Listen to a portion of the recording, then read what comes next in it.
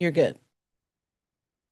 Hey, good evening, everyone, and thank you so much for being present for the March 26th Board of Directors meeting for Arts, Innovation, and Media Middle College. Thank you all so much. I hope you had a great day, and we're going to go ahead and get started.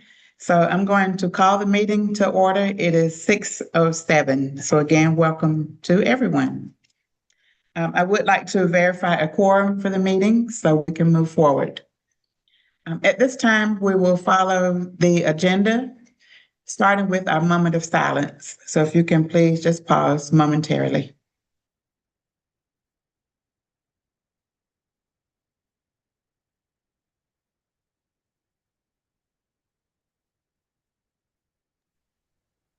Okay, thank you so much. Okay, at this time, I would like to read our mission statement. Arts, Innovation, and Media Middle College, AIM High, is a unique high school fueled by imagination and creativity, designed to equip the next generation of creative artists and entrepreneurs to build their futures through the performing arts, innovation through a hybrid model, and media. We fuel the next generation of college graduates, creative artists, and innovative entrepreneurs. AIM High seeks to create a school community that enhances students' lives through the highest possible level of development for each learner to live morally, creatively, and productively in a transformative and ever-evolving world. So we always like to share the mission statement just to make sure that everyone, including our viewers, are aware of what AIM High is all about. And we're very proud of our school and the work that the students, the staff members, and the parents are doing, as well as the board. Thank you all so much for all the hard work that you've put into the school as well. So at this time, I'm going to ask Principal Greer if she has an AIM High motivational moment that she would like to share. Awesome. I actually do, and I'm very excited this evening. Good evening again, everyone, to share a very inspiring clip. I won't be able to play a lot, but I will try to play the first maybe 5 minutes. One of our amazing students, who is one of our honor roll students and doing just really well at the school, was featured at Benedict College's um, Innovation Lab. And she's also one of our AIM High Young CEOs. So we're super proud of her and all of her work. Her name is Kai. So I'm going to play a video this evening, just kind of showing you a little bit about the work that she has been doing and her experience. So here we go.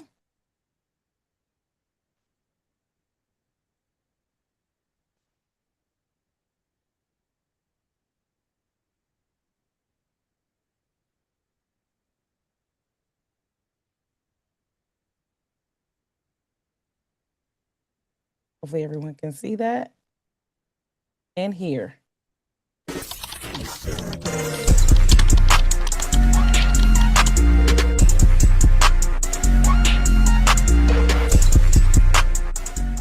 Welcome back to the Innovators of BC podcast, powered by the Best Innovation Lab. I'm your host, Dontrell Sultan, with our guest today, Kai Simonet. I say it right? Yes. Thank you. And she's a sophomore at AIM High School, which is a charter school for the arts. Yes. And we basically brought her on to talk about her crochet business. So, can you tell me a little bit about it? My business is a crochet business, as you said. It's called the Ladybug Hook. And I started it around summer of last year, fairly new. I enjoy crochet, and doing something that I enjoy for work is exactly what I want to do in life. I think my business, well, I want it to be of excellence because I like to do everything well done. I like all of my things to be well done. So when I make bags, I always put a lining on them. That's something that people should know. You're never gonna have a bag for me and it won't have a lining in it. I like for my pants, they have to be all the seams are in, won't be any straggly ends, and that's something that I want people to know me for, my excellence with my business. Let's talk about the name. I think my name, the Ladybug Hook, is unique, and that's what I wanted it to be. Ladybugs are one of my favorite animals, insects, if you want to call them that. And I think they're cute. I think things That's that a love ladybug. yes, I do. And I think cute things, embody crochet. Mhm. So that's what I wanted to incorporate, something that I love as well as crochet. And I think that's what people should do when they make a business. It should be unique. It should be something you love. Mhm. So that's a little bit about my business. Okay. Mhm. And how did you start? Was it a bit of a hobby for you? It was a hobby. It started off as a hobby and then it turned into a way for me to share the creativity and customization with other people. Mhm. And how long did it take you? It took me, I started it one time when I was maybe in grade 8 and I failed miserably. I did not know what I was doing, so I tried again summer of last year. And this time I got it. It came to me very quickly, maybe in a week. You didn't watch any YouTube videos or? YouTube videos. I was watching tutorials on scrunchies, how to make scrunchies at first. It took me maybe a whole day to make a scrunchie. And then after a while, it took me an hour to make one scrunchie. So that was me improving. And with the help of my school, I turned it into a business.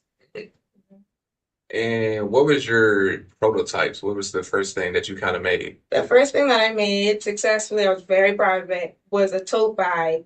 It was this just everyday bag. I still What have size it. was it? It was about, it was just like a small bag. It was small, but it was a long strap. Mm. Yes.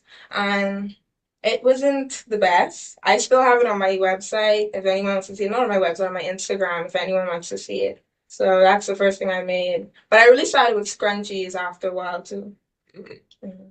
And you mentioned your school, AIM High School. Yes. So how has your high school benefited you with your business? My high school has benefited me tremendously, I would say. I wouldn't have even started entrepreneurship without my school because they offer that as one of our electives. Entrepreneurship is a class that I took.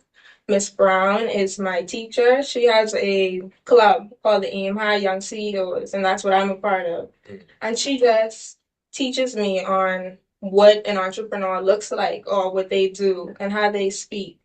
And that has been such a boost for me and a boost in my confidence. We recently had a expo for the entrepreneur students. Mm. It was really nice. And everyone just showed their businesses, what they did maybe at the start of September. And it was really good. So I think my school helped me a lot with my entrepreneur journey. It's crazy to think that you as a 15-year-old are doing entrepreneurship so young. Like I think back when I was 15, I'm playing a game and eating Doritos or something. Like, I'm not doing nothing. Right. So that's amazing to think about it. And have you thought about what college you want to attend? Colleges I want to attend. I've been thinking about that now since I'm a sophomore. I'm getting a bit older. And I like Benedict. I've been looking at Benedict's entrepreneurship programs and things like that. You guys have a lot of opportunities, I would say, a lot of good scholarships too. So I'm just keeping my options open though. But Benedict is on my list. Yeah, because you attended, well, your school attended our panel, and basically just like a chat about what we do. Yes, it was. It was very informative too, and it helped a lot of us with just being confident in our businesses, I would say. And regarding to what was your process? So I'm going to stop it there. I'll drop the link if anyone else wants to see a little bit more about Kai's journey. Very super proud of her and all that she is doing. She has been featured on this podcast and it's on her YouTube, it's on her Instagram, as well as it is also, we posted it on the school's page. I have one more part of our mission moment that I did want to share. And it's our film and media program.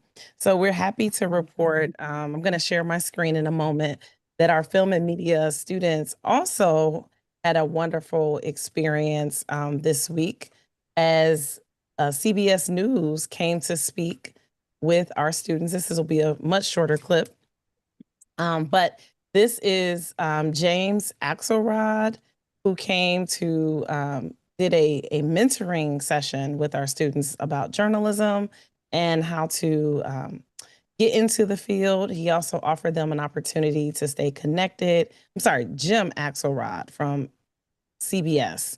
CBS News. And so I'm going to play this little clip just to give you a view of what our film and media students are doing to further our mission. Everyone can see that. As you write your story, all right? Because it is my belief in life that we need to stay connected to each other.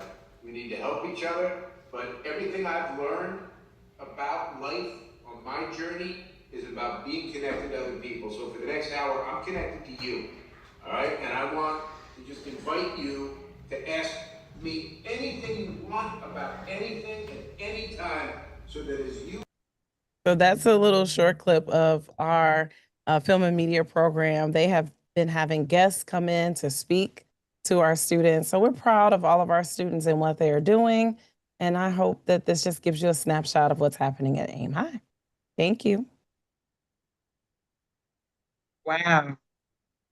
Congratulations. Both of those were wonderful clips and, just great opportunities for these students to expand beyond the classroom. There's so much more than just what they receive within the walls of the classroom. And so I am just so proud of them. I know our board members are just really proud. And I wish a lot more people could see this, because this is the evidence that shows that AIM High is really doing great things. So thank you so much for sharing both of those clips, and congratulations to Norma as well as to Mr. Van Hannigan. I'm not sure if I said it properly, You did. but we're wonderful. Very proud of all the teachers and what they're doing to enhance what the students are learning. Okay. All right. We're going to go ahead and continue. Okay, so the next item on our agenda is the approval of the minutes, the approval of the agenda.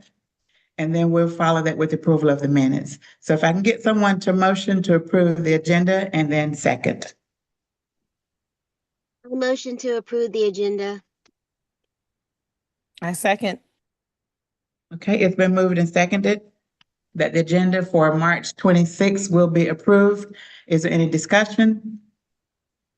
All in favor, say aye. Aye. Aye. Aye. Okay, thank you. And the motion carries. Okay, if I can get someone to approve the minutes, which were shared with you earlier. These are the minutes for February 26, 2026. I motion to approve the minutes from February 26, 2026. I second. Okay, it has been moved and properly seconded that the minutes will be approved. Is there any discussion? Okay, there being none, all in favor, please say aye. Aye. Aye. Aye. Okay, the motion carries. The ayes have it and the motion carries. Thank you all so much. There is no public comment this evening.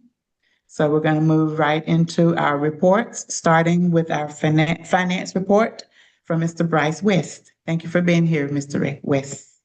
Of course, thank y'all for having me. So I will go ahead and just share out screen so y'all can kind of see what I'm looking at. So can y'all see my screen okay? Absolutely. All righty. So looking at the Yes. financials for February, revenue was down a little bit comparatively to January, primarily due to federal funds and some other state funding that came through in January versus February. Operational expense is a little bit higher than January, and then obviously the adjustments to revenue and expenses ties down to the net revenue for February. There was a surplus in February of 8,266, which is down from the prior month. We can get into those metrics down below, just to kind of walk through those. Kind of bigger thing is just based on your student count. Obviously, y'all had an adjustment in funding in January, which is still rolling in with February. Y'all will continue to see those same state funding through the end of April. In May, once your 135-day count adjustment hits, you'll see a shift there, either up or down, depending on the 135-day count. Which the revenue is currently hitting a little bit higher when it comes to state funding, and that's mainly due to where your budgeted student count is, which is the blue here, versus where your actual student count is based on your 45-day count. So have a number of additional students versus what's budgeted for. Kind of the next bigger graph to discuss and look at is going to be your cash balance through the fiscal year. So you can tell prior to that 45-day adjustment, cash was trending downward. Once the January funding hit and that 45-day assessment hit, cash balance jumped up a little bit there, and then it's still sitting relatively close to January's figures and February, just a slight decrease there. And then looking at your surplus and deficit comparatively to budget, your budgeted surplus deficit is the blue line here, which is just a flat stagnant line. The green line down below is your trend in net revenue for this year. So as you can tell, it's kind of the same thing with cash. As the year went on until that 45-day count adjustment hit, was kind of drifting down a little bit, but it started to tick back up. Still have some ground to make up to get close to budget, but it's at least going in an upward trajectory, which is good. And then days cash on hand, it's still kind of running the same process as the other graphs. You know, that 45-day count adjustment really kind of helped correct the funding, the days cash on hand, cash balance, and your budgeted surplus deficit has kind of started adjusting in a positive way there. So you can see come January, your days cash on hand has adjusted. It's currently sitting at about 30 days cash on hand, which is, as y'all know, running a little tight. But hopefully as some of the federal funds start coming through, hopefully that'll start getting a little bit closer. Before I get down just to the overview of the budget, do y'all have any questions on any of the graphs or anything I've gone over so far? None at this time. All righty. Let me go down. I know the other financial packages are in here as well. You know, the balance sheet and statement of revenue and expenditures, kind of the bigger thing to discuss is just the budget over actual, which I know we've kind of touched on. But I'll go ahead and bounce down to there just to kind of look at those figures. So currently through February, you're 67-ish%, just a hair short of 67% throughout the year. So that's kind of a good number to keep in mind as you look at these totals. So 67% is essentially what you should be seeing as your percent of budget. So base funding is currently trending higher, which that's expected based on your student count being higher than what you budgeted for. So you can see that reflected here. You're currently at 73% of your budgeted figure, which is good. Total revenue is currently only at 44. I know we've discussed it prior, the planning and implementation piece here that was originally budgeted for, that's the bigger shift down in the overall revenue bucket. Outside of that, trending above in the other categories, it's just the P&I currently that is trending below, which is bringing that percent of revenue down as a total. And then looking down just through personnel, trending good there, trending below, looking at total personnel as a whole, only at 55%, which is good. Getting down to contracted services. Contract services are trending over at 74% of budget, currently at 166,000 in expenses through February and have budgeted 225. And then supplies are the same thing. You're trending over there, currently sitting at 93% of your overall budget. You're at about 98,000 currently through February with a budgeted figure of only 105. So that's just something to keep an eye on. And then facility costs or facility related costs, you're trending below there, so that's good. Other expenses currently right now, you're over the budgeted figure. Budget was only at 19,250. Current expenses through February is 21,709. The biggest shift there is just the interest expense on the loan. So that's currently sitting out there right now. That's what's essentially pushing everything over. Your insurance is a little over what was budgeted, but only by currently only $600 over. Obviously, as the year goes on, it'll drift a little higher. But the interest expense is the biggest push there. And then outside of that, total expense wise, even being over in some of these other pockets, is at 73%. So you're still trending higher in expenses than budgeted. But overall, with the less in personnel has made the overage not as high, but it's still just something to kind of keep in mind as you go through the year. But your current through February surplus or deficit for the year is a deficit of 168,000, and you had budgeted just shy of $4,000 of a surplus. Wanted to open it up to anybody, see if y'all had any questions on the budget or the financials. All righty. Do you want me to go ahead and pivot over to the year-end expenses? Okay. Yeah, that'd be great. So these are some year-end expenses to keep in mind as a board for as the school kind of as the school comes to a close on 6/30.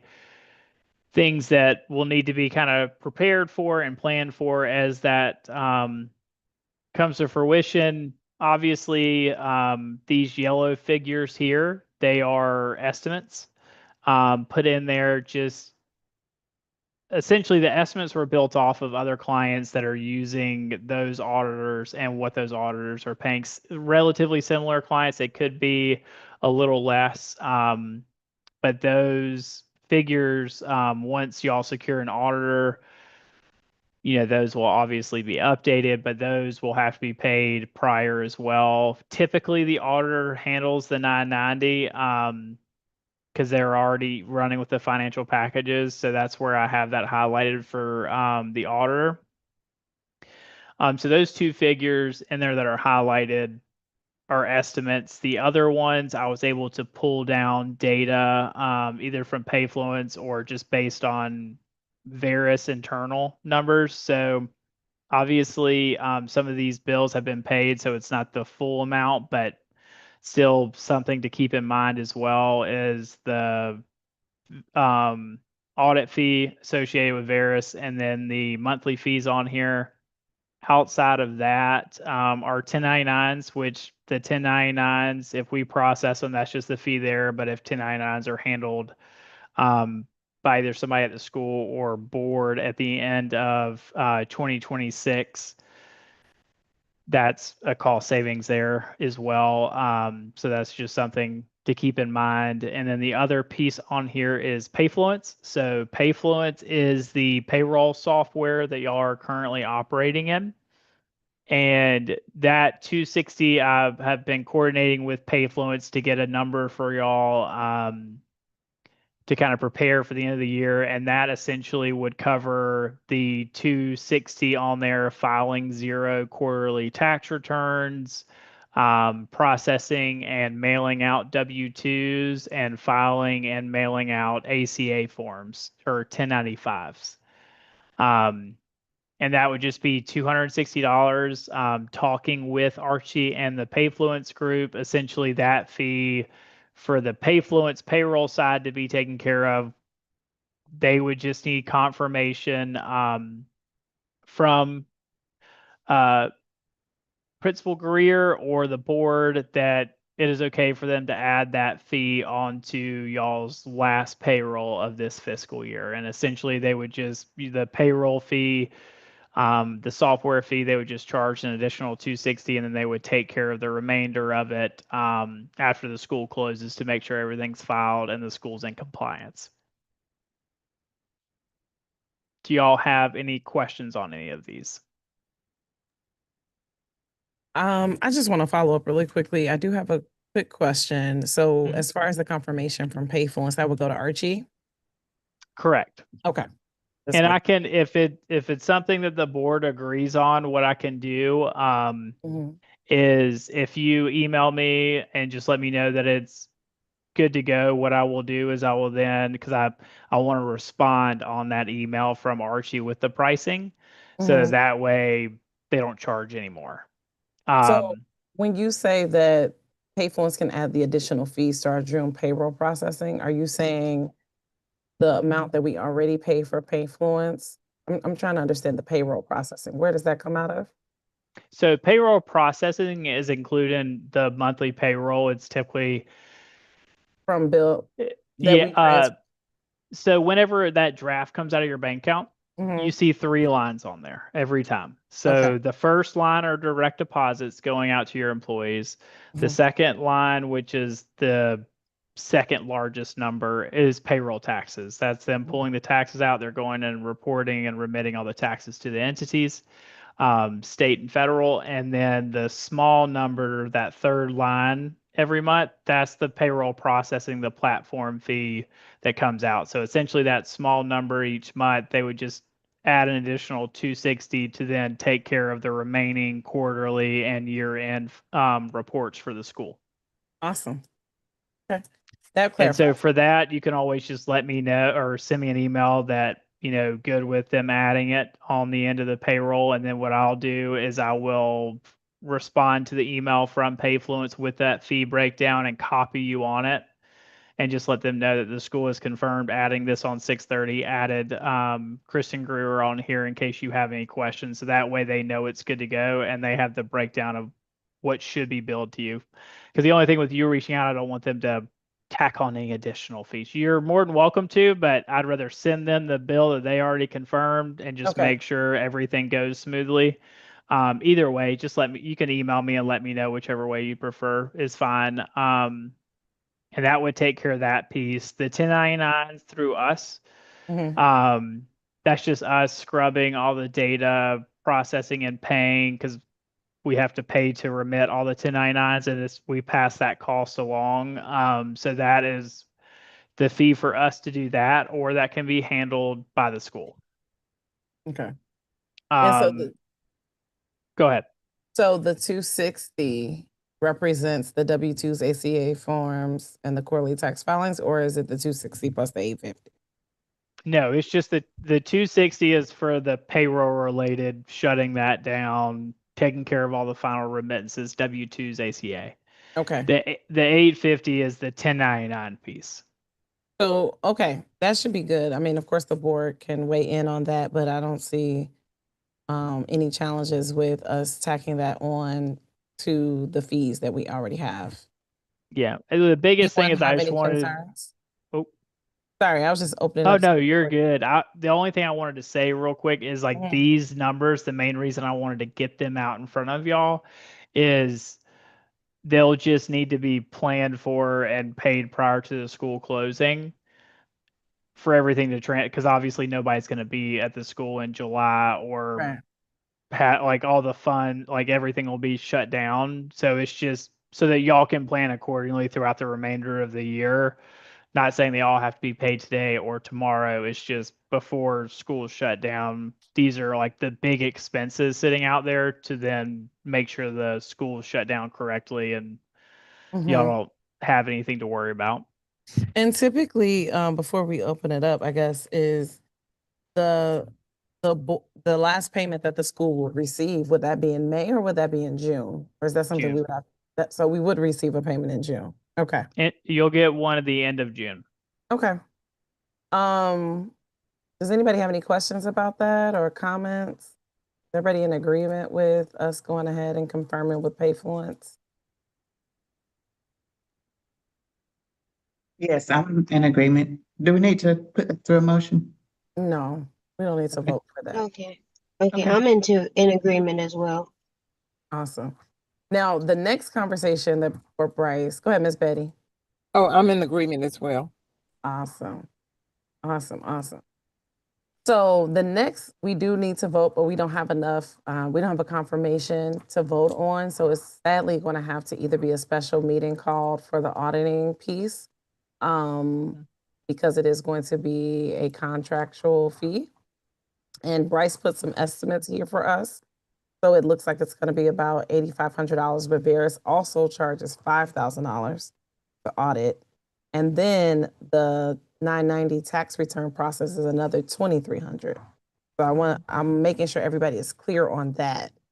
That when we identify who the auditor is, we do have to vote on that and that contractor. So we're doing our due diligence to try to get at least 2 auditors before everyone. Yeah, and so that auditor fee, once y'all get those, I would just make sure to communicate or confirm with them that they will handle the 990. Because typically they typically do, but you'll just want to make sure that's in the contract to obviously protect the school. Awesome. Does anybody have any questions about that, the auditing process for Bryce or even myself of how we're going about it or anything? No, I don't. And if the board has any external auditors that you would like to recommend, please share that information because as I mentioned before we started the meeting, we have reached out to 2 auditors, Martin Smith and Manley, I believe it is, Manley Garvin. Mainly Garvin. Yeah, and we haven't heard back yet. Manley Garvin just received notice, but Martin Smith, we were hoping to kind of go in that direction. As soon as we get something, I'm asking them to submit a package that we can present to the board so that the board can review it and see the fees and the cost and the process prior to. Yeah, that sounds good. And basically, just to go ahead and put it on your radar too, with in June, as the school is starting to wind down at that point, we're going to go ahead and start preemptively going through those audit pieces, getting documentation because our auditor is going to need a bunch of different information from the school as well as from us. And that, board minutes and things like that, board member data, all that kind of stuff. So that way they can put it in the audited financials. So just kind of keep that in mind. Come June, you'll probably be getting a ton of pings or emails from either Zach or I on some of the pieces because we're going to go ahead and try and start getting as much as we can once we get as close to the end of the year as we can. But there'll probably still be some follow-up questions because, obviously for anything to be completed, the school year has to be fully done. So we're going to try and get it turned around to whoever the auditor is as early as we can in July. So we're going to try and chip away as much as we can in June. But there will be obviously pieces we'll have to wait for July on. I definitely agree with what you're saying, Bryce, because June 30th is the last day. I mean, that's it. So I'm even concerned with things that you're talking about that you will need in July. Oh yeah, that's gonna be the harder part. Is we're gonna try and be as proactive as possible on it and get the information as much as we need. But obviously, as soon as the school year closes, then we can have a full picture. There could be additional things, so we're gonna try and chip away at it as soon as we can. But unfortunately, when it comes to the fiscal audits, we can't be done until it's done. Like can't finish it before it's finished. But we'll try to burn that down as quick as we can and get as much ahead of time as we possibly can. So Carmen and Betty, if you all know of a potential auditor, if you would get in touch with Kristen, let her know as soon as possible so they may, if they're interested in submitting a proposal, we can have more than just 2 people to choose from or 2 companies. Okay. Okay. Okay, thank you. Thank you. Right. And Okay, Y'all any have, questions or anything else for Bryce? I'm sorry. yes, I was about to say the Bryce, same thing. Bryce, who will be the person we'll be working with on the audit from Veris? Will it be you? or That'll be someone else? Zach. Zach? Zach will be Okay. in there, and I'll also be intertwined to a certain extent, but Zach will be like the primary one pulling everything together.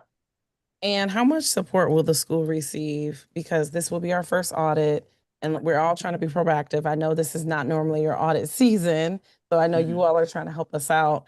I mean, is this something that we should prepare? You know, we're happy to do a weekly meeting or biweekly or monthly because we don't want to, be at the very end trying to scramble. We know we have 2 months left. We already know what our expenses should be, for the remainder of the month. Um, Not really varying far from what we've been doing. Is there any way we can maybe get an ongoing standing meeting, maybe every other week or, something like that to get things in motion?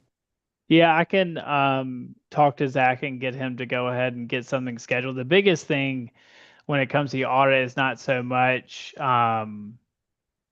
the like expenses sitting on there. It's going to be making sure all the documentation is there. Because, like, for instance, I guess a good kind of scenario is if they're like auditors, they're going to do testing, so they'll select certain expenses sitting on the GL, which no telling. That's why it's an audit. They don't want you to know what they're testing, so they'll test random pieces. And so the biggest thing is like the documentation around those. So like if there's any expenses on there they decide to test, we don't have invoices or receipts or whatever for already, then that's going to be the bigger lift. That's typically at the end of each school year, the bigger lift outside of coordinating with the auditor and giving the auditors all the information and fielding some of the questions is going to be pulling and making sure all the documentation is there prior to sending it over, because obviously if all the documentation is there, which is primarily what Zach will be focusing on leading up to the end of the year, is if we have everything, like all the documentation is there, we give the auditor read-only access to all of it, then there shouldn't be very many questions for the school that we can't answer. Okay. Sounds good. So I'll coordinate with him and let him know, and I'll get him to reach out to y'all. Okay. Thank you. And then Bryce, I did have one question. I'm not sure if you answered it already, but in terms of taking a proactive approach for the audit and based off of you guys' experience doing audits, are you going to provide AIM with some sort of like checklist for documentation that we can already make sure we have at least, so that if there is anything additional that comes out later, closer Mhm. towards July, we're not having to get so much together? Yeah, so we have prior lists out there we can send over, but auditors will also, whoever the auditor is that y'all select, they also send out that as part of their engagement. So they'll send you a list of everything, but we have prior ones, they don't change too much, that we can kind of kick over. Mostly all the auditors are pulling the same thing. So we do have a template, but also the auditor, as soon as y'all engage with one, they're going to send you a list of here's everything we're going to need. Okay, We well, I can think send that you would be over great our if you could. list. Yeah, that would be great, just to give us an idea of what to look That'd be forward to. awesome. Yeah. I can pull one of those down and I can get Zach to kick that over to y'all in the morning. Thank you. Sounds good. Thank you, Bryce. Thanks. What other questions do y'all have for me? Hmm. That I can answer, I guess we'll put it I that guess way. one last question is, as part of Veris's, because I see that there's a fee for Veris and there's a fee for the auditor. So it's Veris's role. What is the Veris's role in the audit?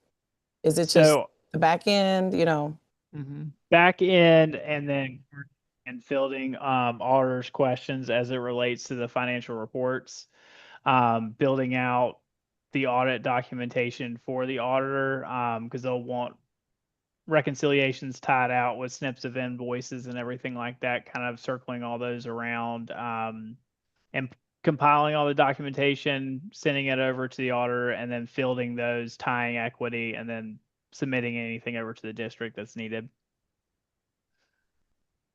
So we we put everything very pretty to where it makes the audit very fast. That's where ones that typically work with us are typically cheaper. Those are the two that I sent over to you because they know they're going to get it. And it's basically all super pretty with everything tied out and their work super easy. Newer ones sometimes can be more because they're used to typical audit files coming in and not what we give. But it's more so pulling all that information together, building out all the related documentation and reconciliations for the auditor, and then fielding the questions from the auditor. Okay, thank you. Yeah.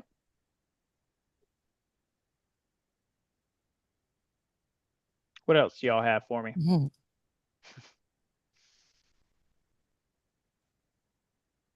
That's it. We'll probably have more as we go along, but for now. Oh yeah, I'm sure. But I just want to make sure I'll stop sharing for now. But just want to make sure that y'all don't have any other questions for me. But once y'all kind of look at those, if y'all are in agreement with the pay fluence, just send me an email that y'all are good with the adding that fee on the last payroll, and I'll attach that to the email with Archie, copy you on it and everything, so that way they can go ahead and get that done. Okay, thank you. All righty. Well, y'all have a great evening, and I will coordinate with Zach. And if you have any questions, just let me know. Sounds good. You have a good evening. Thank you so All much. right. Thank you. See y'all.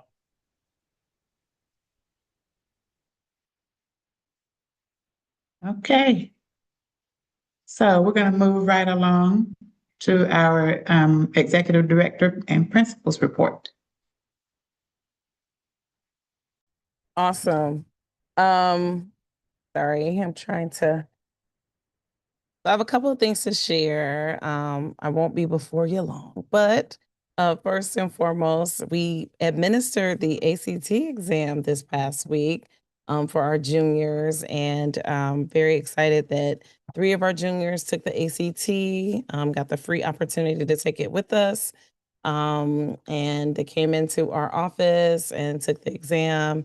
And so we are looking forward to hearing nothing but great things as they continue on their journey. Additionally, we just wrapped up Q3 on March 19th. So I know we are already in Q4, which is we're in the home stretch preparing for spring break. However, that means that we do have report cards going out on April 2nd, and we will be having parent-teacher conferences taking place on April 2nd and April 3rd. Another important note is that we had administered the statewide surveys to our families and our students. So this window is open where basically it's a climate survey, and it pretty much asks the students questions about how the students, families, and the teachers, they all have to complete the survey. Our parents received their survey information last month, and our students have begun their surveys, and then our teachers will be last. So that's a little bit about the climate survey that has been administered. We have a lot coming, but really February, as I shared in the last board meeting, was a time for our students to focus and really focus on mastery. In March, we returned to in-person learning and provided students that are doing in-person field experiences, our field trips. Students return back to those field trip experiences that were passing their class, their course. Those students were invited back to those different sites. Very thankful again to all of our partners, Be Inspired 2, Visions Academy, Perspective Cinema, and Southeastern Ballet School, as well as the theater program. So there's a lot happening with the students that are working in hybrid. And then, of course, academics. I'm looking forward next board meeting to share an update on the data regarding academics. Once the report cards have been finalized, we should have a report in April with our academic progress. We are pushing the students. As you all know, we are self-paced. So a lot of students kind of take that as, okay, I have all the time in the world.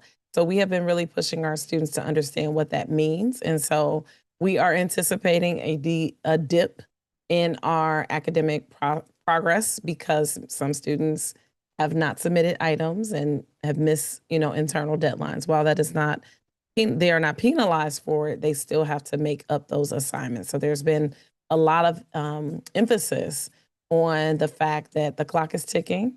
May 29th is the very last day of school, and we just want to ensure all of our students are completely ready and focused to get to that finish line. The next thing that I want to share is that we have spring break coming up April 6th through the 10th, along with some assessments. So we will be administering the Career Readiness Assessment, the WIN. And this assessment will be administered to our juniors and students that are in their third year of high school. We will be administering that exam on April 14th.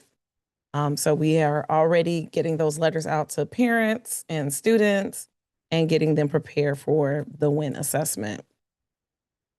Another preparation that we're in the process is for the end of course examination program. The end of course assessments will take place in May, but we have been approved to be a school to provide, administer the assessments remotely, and which is great. So that gives our virtual students and our students that are in the low country the opportunity to not have to worry about traveling every day, right? To come in person to take those exams. So parents will have to fulfill a consent form to confirm that they agree to the remote testing. And we are going to be partnering with Monitor EDU to provide proctoring and safeguards for the tech support because it is a virtual exam. So that is coming up, and we're in the process of just getting and gathering all the information, the letters to go out to families and assigning students to where they need to be. I believe that is it for right now.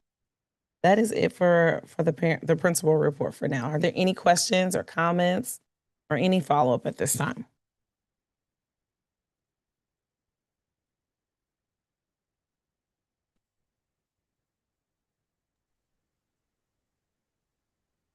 Have any questions, but I just want to again commend you, first of all, Principal Greer, for the excellent job that you're doing in leading the students, the staff members, the families. You're just really an amazing leader, and I'm just so proud of you. So you keep up the good work. Oh, thank you so And- much, Dr. Rivers. And thank you all for all your support. Yeah, I was going to say again, just remember that we're here to support you. That's the purpose of the board being here, is to support you so that you can have what you need to support the students and everyone else that's involved. Thank you. Okay. And I agree with what Dr. Rivers just said too, Kristen. And the videos you showed at the beginning, they were just excellent, and students seemed to be excited and really into the arts and media at Aim High. So you're doing an excellent job, you and the teachers. Thank you, Ms. Betty. We appreciate that. And I will convey that to our teacher as well.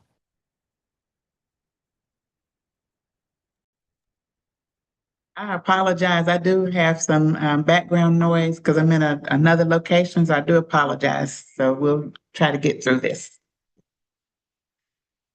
Okay, the next item on the agenda, we do not have any action items from the executive session. So we're going to move on to our discussion items, which include school closure, an audit, and updates to the school calendar.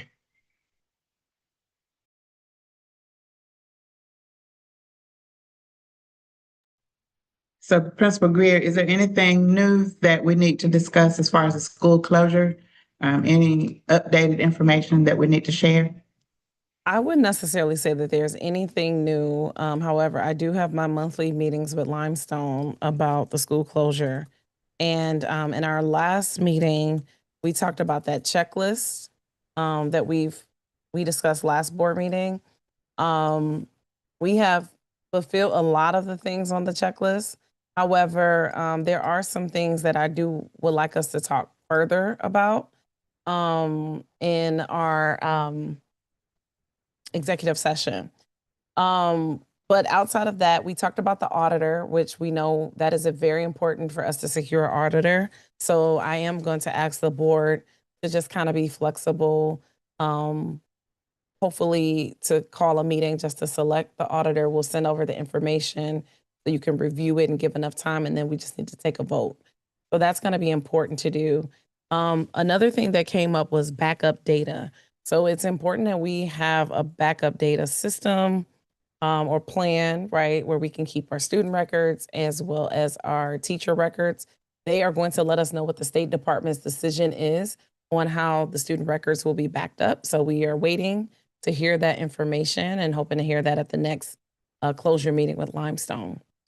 Additionally, student records. So after June, what typically happens is once the school year ends, schools just literally, right, go offline because it is the summer.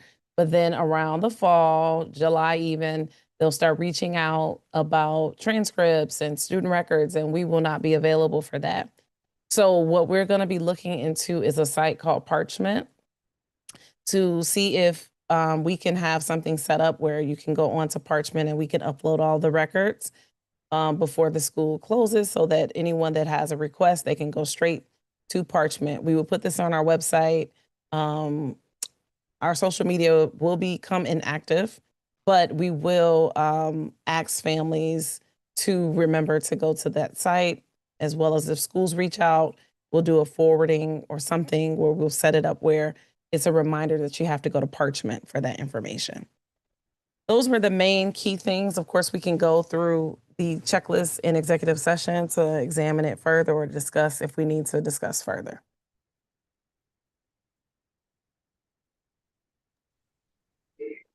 Okay, does anyone have any questions about school closure or the audit? And then updates to the school calendar. I'm sorry, go ahead, Betty. No, I didn't have any. Okay. So Kristen, did you provide all of the updates to the school calendar that we needed to know?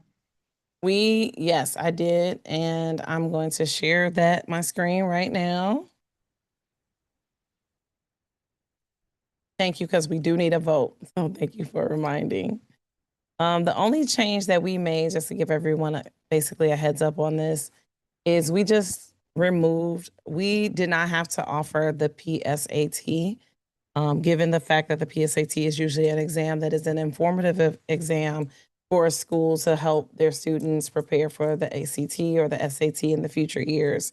And so unfortunately, we were never selected through College Board for an account.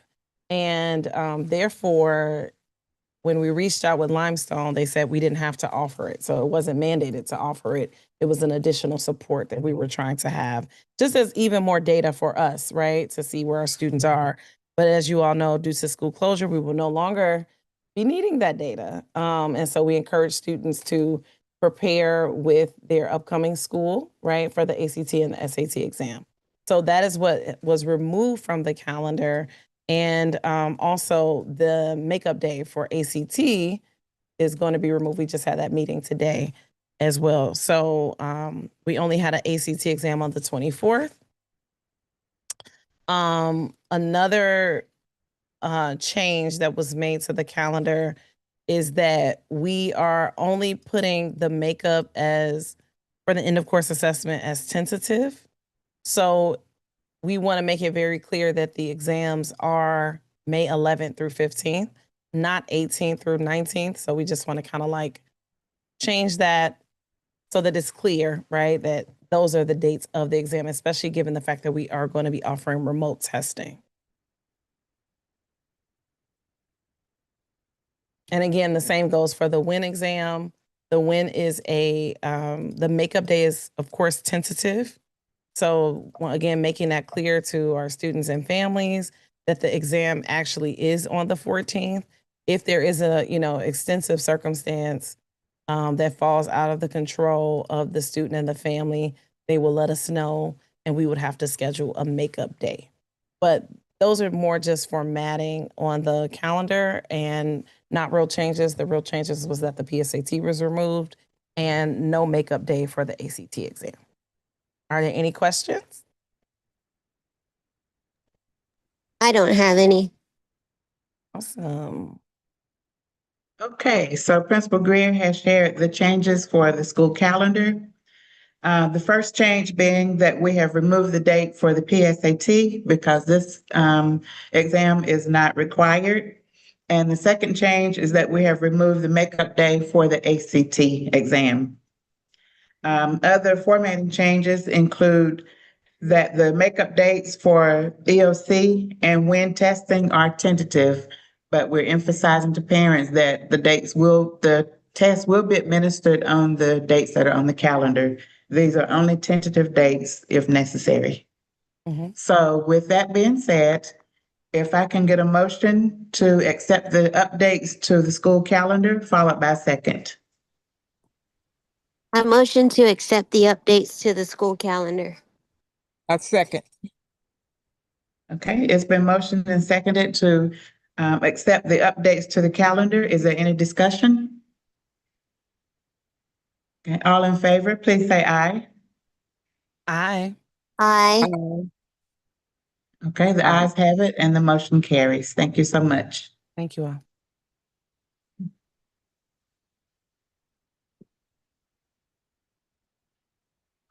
Okay, so as we approach the end of the meeting, just a reminder that our next meeting is scheduled for April 30th via the same link at 6 p.m.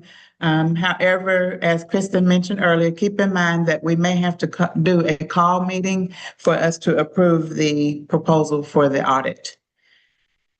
And then our upcoming events have already been shared. Are there any other upcoming events that we have not discussed?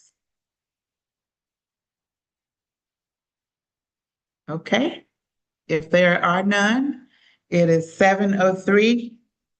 And at this time, we need to adjourn and go into executive session. So I will ask someone to please make a motion to end the regular session and to go into executive session. I make a motion to end the regular session and go into executive session. I second. Okay? Is there, it has been motioned and seconded that we'll go into executive session, that will end the regular session. Any questions? All in favor, say aye. Aye. Aye. Okay, the ayes have it and the motion carries. So it is 7:03.